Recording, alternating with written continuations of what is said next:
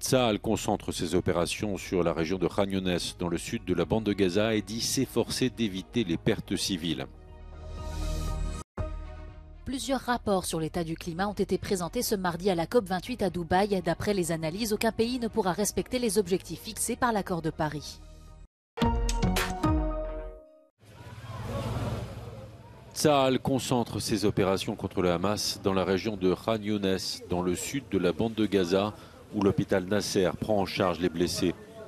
Ces derniers jours, l'armée israélienne a largué des prospectus sur la ville pour appeler les civils à trouver refuge plus au sud.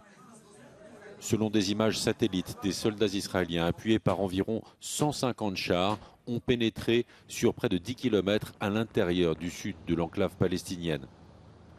Les forces armées israéliennes disent s'efforcer d'épargner les civils et accusent le Hamas de les utiliser comme boucliers humains dans des combats à l'intérieur des zones urbaines densément peuplées. À en croire ces images diffusées par le djihad islamique, des miliciens du Hamas affrontent l'armée israélienne rue par rue. Le Hamas détient encore 137 otages et continue par ailleurs de tirer des roquettes sur Israël. Ce mercredi, une roquette a touché un immeuble d'Ashkelon, au nord de la bande de Gaza.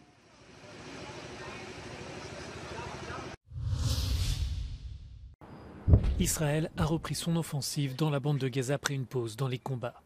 Pendant cette trêve de quelques jours, une centaine d'otages a été libérée par le Hamas, principalement des enfants, des femmes et des personnes âgées. 173 personnes sont encore retenues par le mouvement islamiste palestinien. Certaines familles se sont déplacées à Bruxelles pour demander à l'Union européenne de peser de tout son poids auprès du Qatar afin d'obtenir de nouvelles libérations. Alon fait partie des Israéliens enlevés. Son frère a perdu tout contact après l'attaque de son kibbutz. Most of the security team got hit, and there are like 100 terrorists inside the kibbutz. And I should lock myself inside the safe room and pray. And in 10 o'clock, my younger brother Alon sent me a message that he heard terrorists go inside his house. He said that he's sitting quietly in his safe room, and he heard them coming. And I send him back that I love him and he's strong. And he sent me a heart emoji. La famille a d'abord cru qu'Alon avait été tué par le Hamas.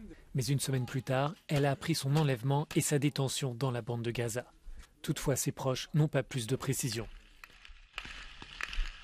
Yanit a aussi fait le déplacement à Bruxelles pour demander la libération de sa sœur Doron, âgée de 30 ans. Alors que Yanit protégeait les deux enfants de sa sœur qui vivaient seuls, elle a reçu un message de Doron qui explique qu'elle s'était cachée sous son lit. We get message that there are a lot of terrorists in the kibbutz, and I immediately spoke with my sister, and she said that she's afraid, that she's under the bed in the safe room because she was by herself. And in 10:20, she spoke with my mom. She told her how much she's afraid, that she heard the terrorists come inside her home, inside her house. She was very crying, she was very terrified, and the call cut off in the middle. Yanit et sa famille n'ont aucune information. Mais Doron a besoin de médicaments et ses proches ne savent pas si le Croissant Rouge a pu lui fournir son traitement.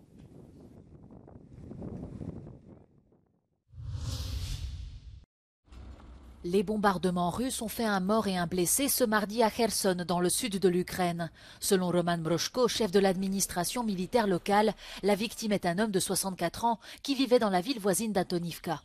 Les frappes russes ont également endommagé 2 maisons et un gazoduc. Le président ukrainien a condamné ces attaques dans son allocution quotidienne. Occupée par Moscou pendant 9 mois l'année dernière, la ville de Kherson est désormais soumise à des bombardements réguliers de l'armée russe qui s'est repliée sur l'autre rive du Dniepr, juste en face. Moscou et Téhéran s'unissent pour contrer les sanctions américaines qui pèsent sur leurs deux pays.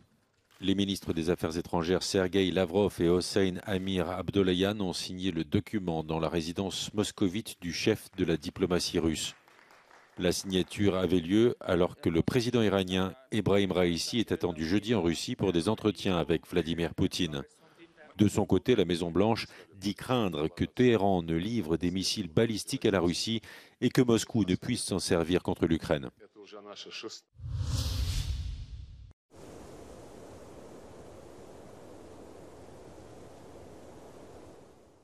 Le barrage de Kakhovka en Ukraine a été détruit en juin dernier. Ce qui a suivi est une catastrophe écologique, de graves inondations et l'assèchement de la région. Kiev blâme la Russie. Elle considère que le barrage a été délibérément démoli. Aujourd'hui, des dizaines d'enquêteurs creusent le sol, prélèvent de la terre et prennent des photos. Vladislav Ignatenko, procureur ukrainien, mène la première enquête mondiale sur les crimes de guerre concernant des allégations d'écocide russe. Kiev prévoit de porter l'affaire devant la Cour pénale internationale.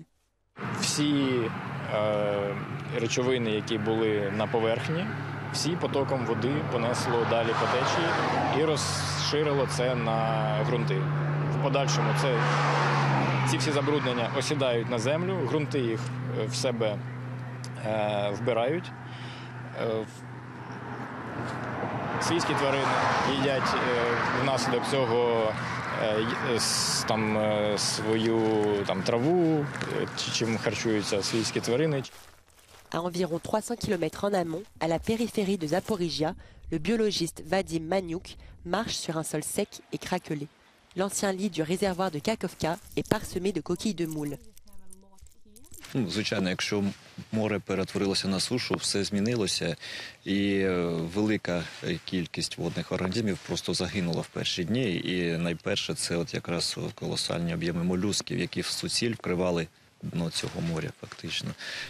Bien que la CPI ne reconnaisse pas l'écocide comme un crime, les dommages environnementaux à grande échelle peuvent être considérés comme partie intégrante des crimes de guerre. De son côté, Moscou rejette sa responsabilité. Le bilan carbone de l'invasion russe en Ukraine est estimé à 150 millions de tonnes d'émissions de CO2, plus que celui de la Belgique en un an, a déclaré une vice-ministre ukrainienne lundi à la COP28.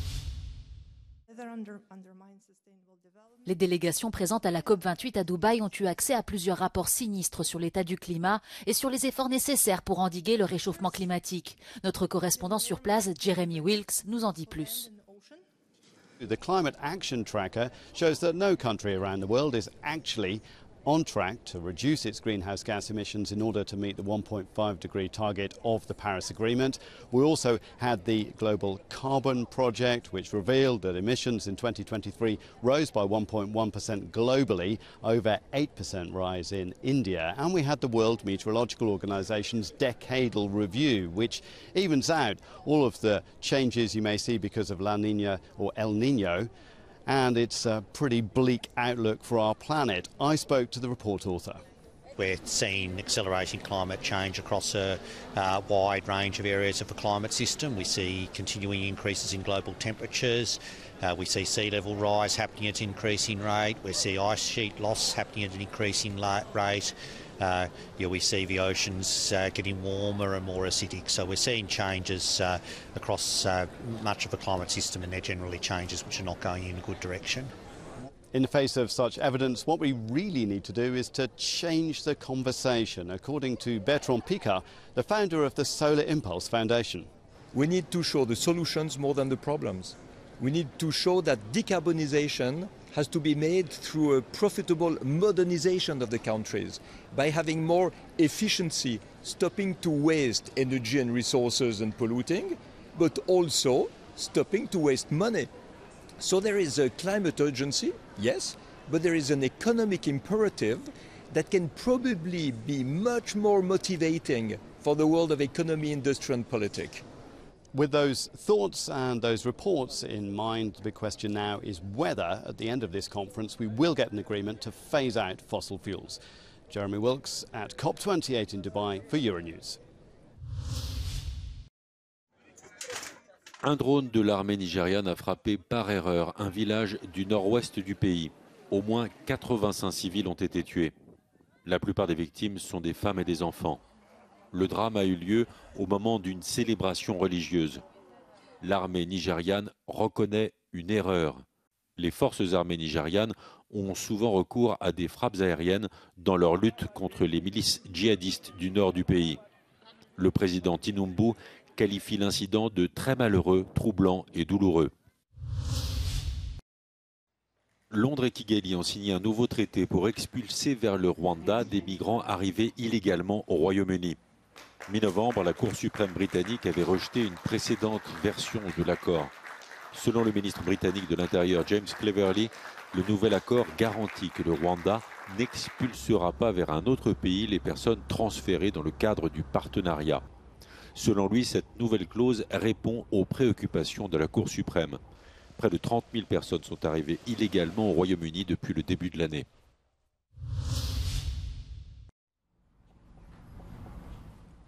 Le niveau des jeunes de 15 ans dégringole. Le classement PISA enregistre une baisse de niveau à travers la planète. L'Asie, avec Singapour en tête, est à nouveau classée meilleure de la classe. Et à l'autre extrémité, les pays de l'OCDE enregistrent un déclin sans précédent des performances de leurs adolescents. L'étude porte sur l'après-Covid et montre une forte détérioration en mathématiques, compréhension de l'écrit et culture scientifique. Les élèves français sont dans le fond de la classe. En mathématiques, l'étude PISA relève une baisse de 21 points des jeunes Français contre 15 points pour la moyenne de l'OCDE. La Finlande, l'Allemagne, l'Italie, l'Espagne et la Pologne enregistrent elles aussi une nette baisse de niveau. Selon l'OCDE, 67% des proviseurs d'établissements scolaires disent manquer de personnel enseignant. En Europe, les meilleurs élèves sont estoniens. Ils sont 7e en maths et 6e en sciences et compréhension de la lecture.